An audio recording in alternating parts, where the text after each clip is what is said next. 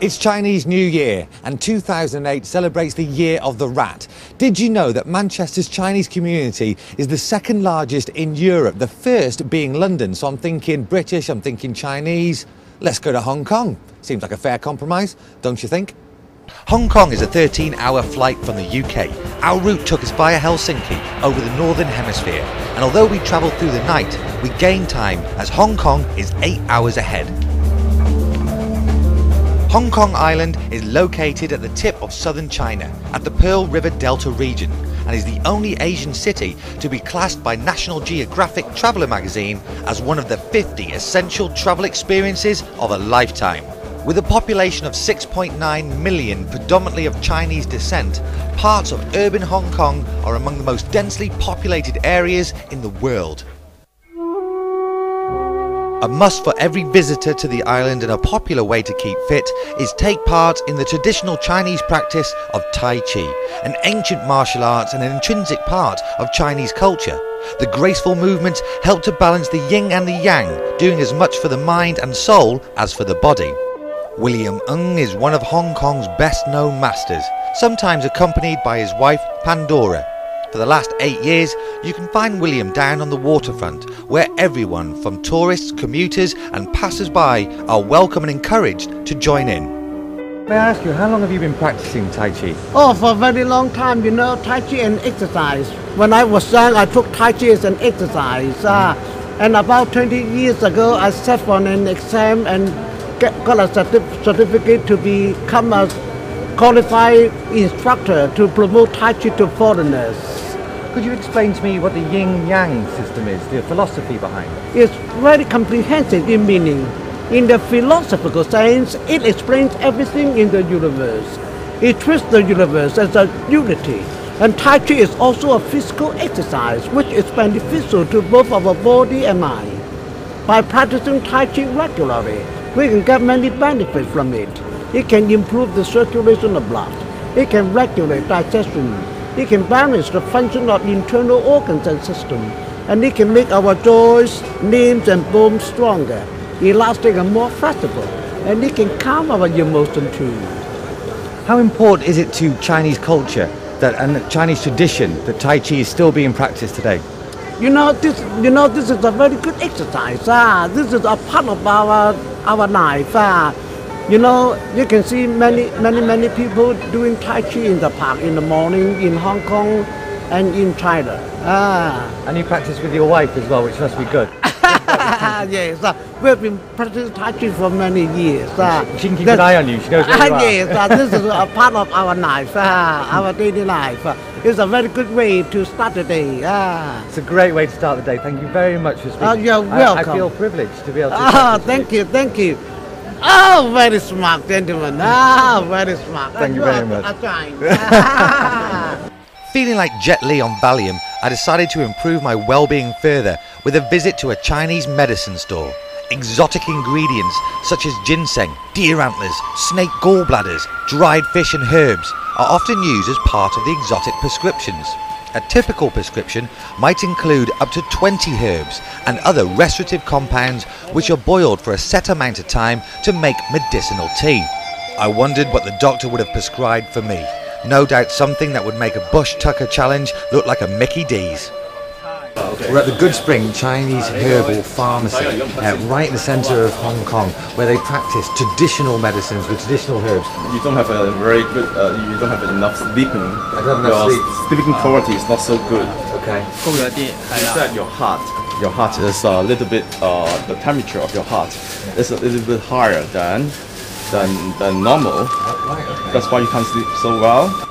Well, that's me told. Traditional Chinese medicine employs a holistic style of treatment and considers the entire body rather than focusing simply on the complaint. Its history could be traced back more than 2,000 years to the Qin dynasty in 219 BC. Whatever my ailments, I soon perked up when I stumbled across another film unit, slightly bigger than ours, but only slightly, mind. Holy Cape Crusader, wandering around Hong Kong feels like you're on a film set. And you know what? We practically are, because just over there, A film crew are filming scenes for the new Batman The Dark Knight movie starring Christian Bale. There's paparazzi there, can you see? Can you get over there? No matter how much I screamed like a teenage girl at a Shane Ward concert, Morgan Freeman just didn't seem to want to know. Well, speaking of the X Factor, Hong Kong is a hotbed of talent, but where's Simon Cowell when you need him?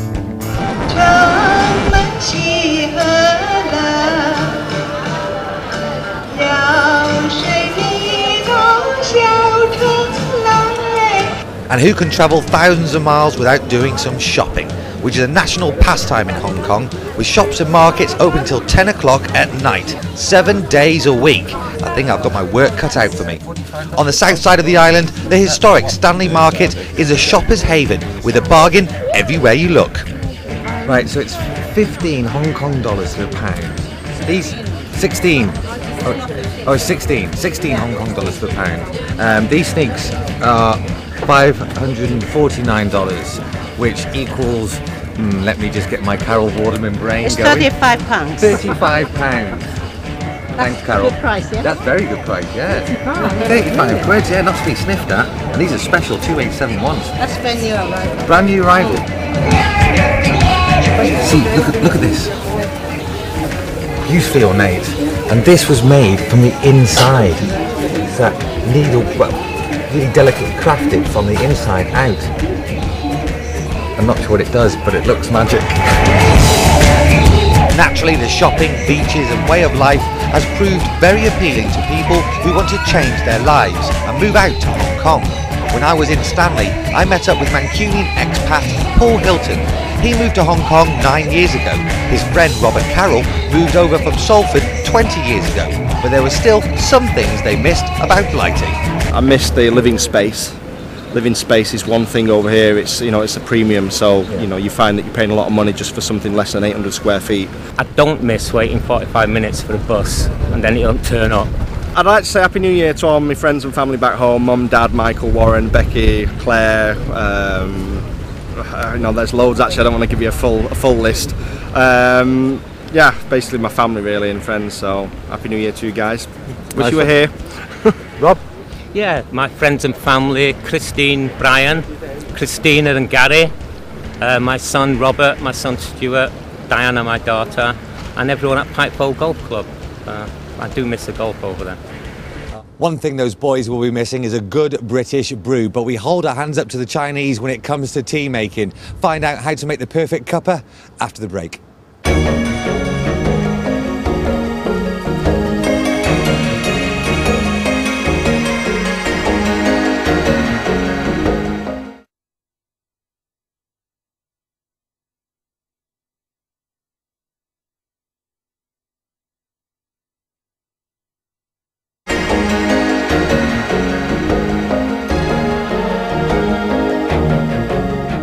In 2008, the Chinese are celebrating the Year of the Rat. Funnily enough, not dedicated to some of our Premiership footballers. No, we at Channel M wanted to immerse ourselves in Chinese culture. So going to Hong Kong seemed like an obvious choice, really. But a 13-hour flight from Manchester, would it be worth it? You better believe it. When you arrive in Hong Kong, one of the first things on your must-do list is visit Victoria Peak. Perched 1,224 feet above the city, it's the perfect place to take in the panorama of skyscrapers. You can feel the energy oozing from the city, a vision that will stay in your memory forever, if not make you a little bit giddy.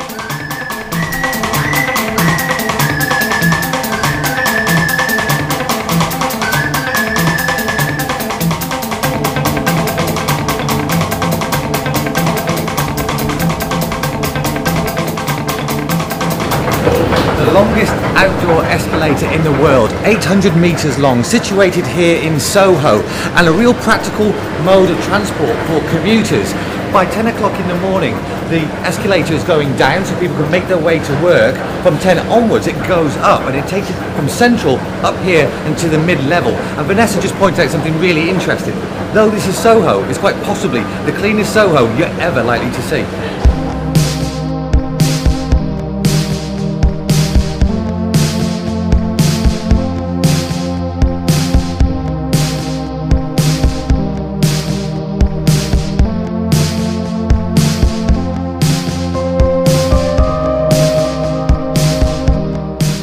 Hong Kong is the world capital for Cantonese-style cooking, as most of the residents trace their roots to Guangdong Canton province. Being on an island, you are never far from the water, so there can be no argument about the freshness of your food.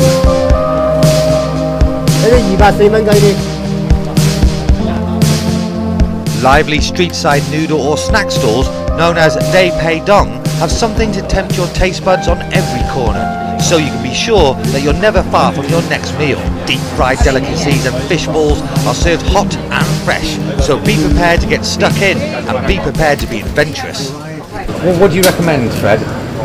For me, if I love the more spicy, so I will take the curry one. That's the curry one. This curry.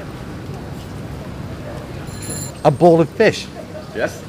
with sauce, and it's hot. And it's good. When you think of Hong Kong, you naturally think of a hustling, bustling city with skyscrapers and fast-talking businessmen. But there are beaches where you can unwind and think about what you're going to eat next. Found Nemo. Gonna eat him. I don't think there's enough Tai Chi to mentally prepare myself for my next gastronomic experience. Are you ready for snake soup? The Chinese are extremely health conscious, and I'm reliably informed that snake soup will make me feel better. I'm not so sure. This is Mrs. And we've come to a restaurant called Sir Wong Fong, which literally translates as Snake Master. Oh yeah, we've come to this restaurant to try snake. They've been making this special brew for over 70 years, and it's known throughout the world. We're just flicking through their world famous book now. Very special homemade recipes. But Mrs. here doesn't actually like snake. She doesn't eat it herself. But we're going to try some. Apparently it tastes like chicken, but so does everything, doesn't it? Oh, I tell you what, it's a shame. It's a shame you can't smell this. It's really rich. And I know it probably looks quite ghoulish, and probably, but it is. It's really fascinating.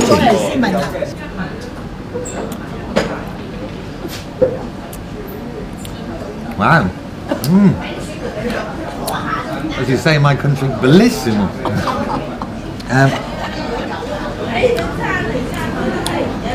Wow, it's like there's lots of different flavours. There seems to be lots of tastes.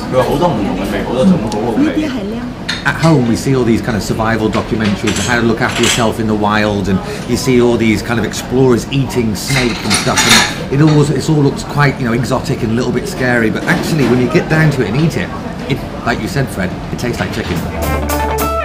Hong Kong is an amazing city of contrasts, and within minutes of being in downtown Soho, you can be in the heart of the countryside. The area known as Dragon's Back is just 20 minutes from the centre of the city and has been declared by Time magazine as the best urban hike in Asia. Situated in the Shek O Country Park, the walk is based along a small ridge with small peaks along the length, hence the name Dragon's Back. From the ridge there are spectacular views eastwards to Clearwater Bay Peninsula. Just remember to look where you're going. Went up a hill, a Western man, came down a mountain, a Chinese warrior. Slightly dramatic, I know, but the whole place feels like the set of House of the Flying Daggers. Fantastic. And we've trundled all the way down and got picked up in a rather nice air-conditioned Mercedes. That's living, folks. I think that's called smug, isn't it? That's called very smug, yeah. Ah, the eternal question, how much tea is there really in China? It would be criminal to come to Hong Kong and not sample a nice cup of cha, or brew, as we say in Manchester. Tea in China is not simply a case of dropping a tea bag into a mug and topping it up with water. It's an art form, and something the Chinese take very seriously. We might take 20 seconds to brew up in the UK, but in China it can take 20 minutes or more. A lot of, if you don't mind me saying, Westerners are usually used to see the health benefits when they buy the things they eat. Yes. And I don't mind that kind of a correlation. But sometimes you need to know your body first before you are able to get something that is right for you. This particular tea is a cool energy tea, relaxing, quench thirst, cleanse lungs and livers. For those people who like beers. Yes, okay. Right here. Alcohol, yes. Pour out the amount that we need. We pour the tea right in. And you need to smell. This is what we call blanching. Blanching. Blanching or rinsing. It's like waking up of the tea and removing any particles. This will be our first infusion.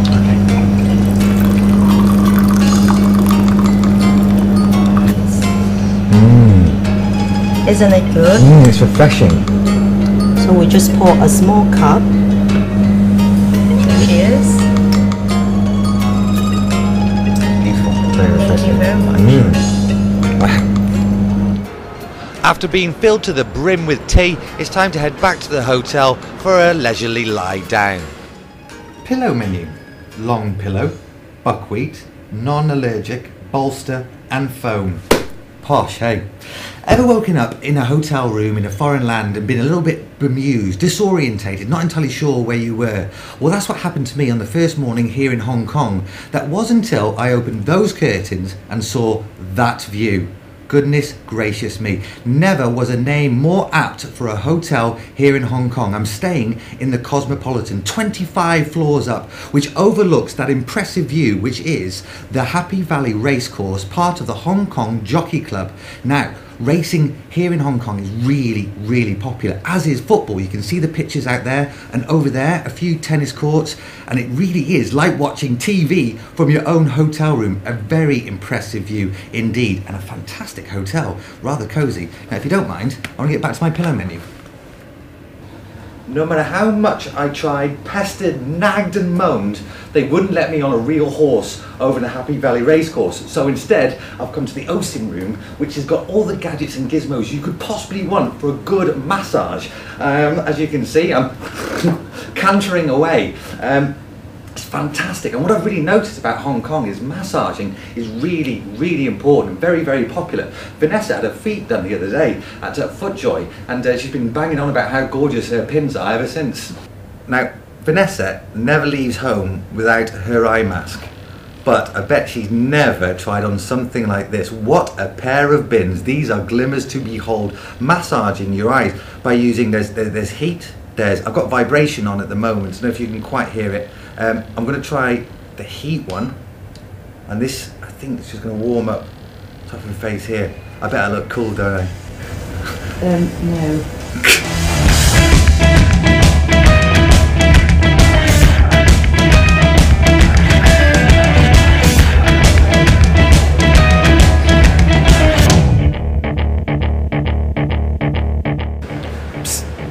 In Manchester, we've got Beetham Tower with a great view of Ancoats, Hume and Coronation Street.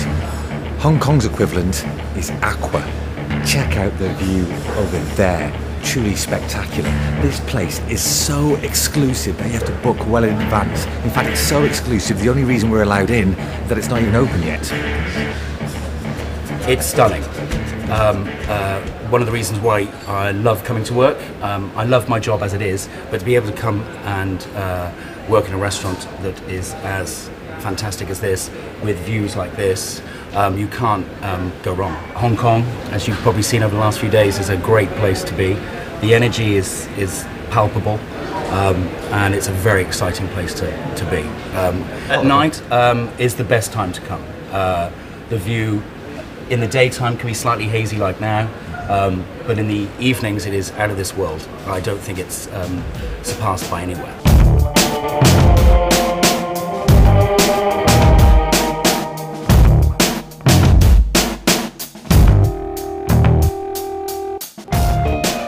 As you would expect, Hong Kong is steeped in Chinese heritage, with spiritual beliefs and superstitions forming an integral part of everyday life. And the Manbo Temple in Hollywood Road honours the god of literature, Man, and the god of war, Bo. The huge tower-shaped incense coils are always hanging from the ceilings, and visitors can write their wishes and worries on pieces of paper and hang them up.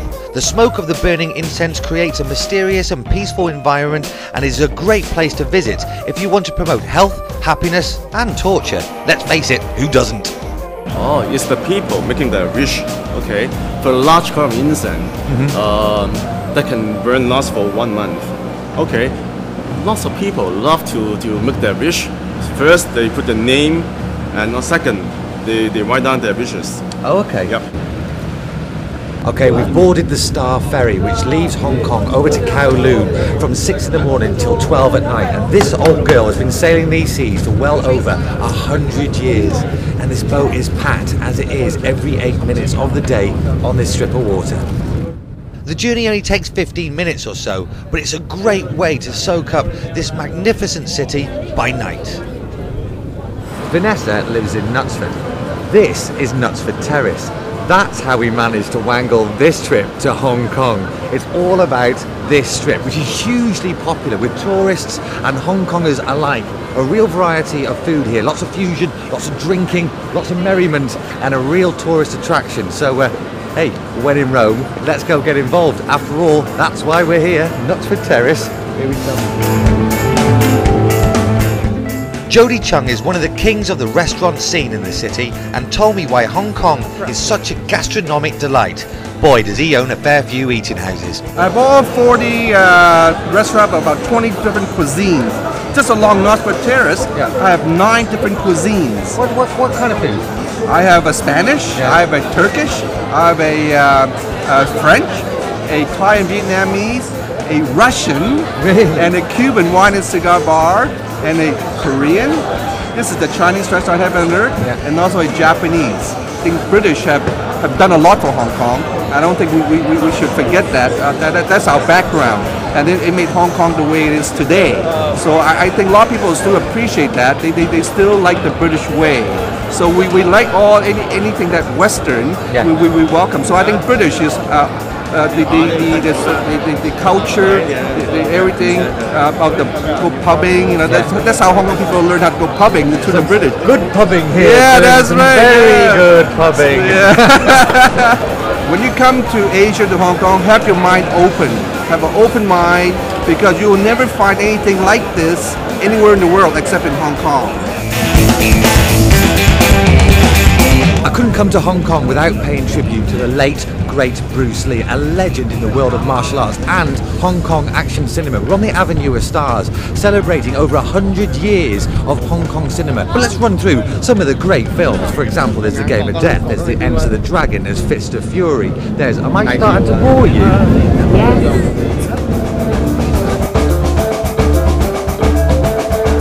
The Avenue of Stars in Kowloon is one of the best places to watch the nightly harbourside spectacular, The Symphony of Lights, which is in the Guinness Book of Records as the world's largest permanent light and sound show. The multimedia show, covering both sides of Victoria Harbour, involves 33 buildings decked out with neon searchlights and laser beams, coordinated to music and narration. Jean-Michel Jarre, eat your heart out. Wandering around the streets of any major city can feel like an intimidating experience, but I didn't get that impression in Hong Kong. In fact, quite the contrary. The people were friendly, the streets were bustling, the place was so clean, and there's a definite energy that just encompasses you as you walk around. If you've got the chance, if you've got the money, go to Hong Kong. The people will treat you nicely, and it'll be an experience you'll never forget. Enjoy the celebrations for 2008.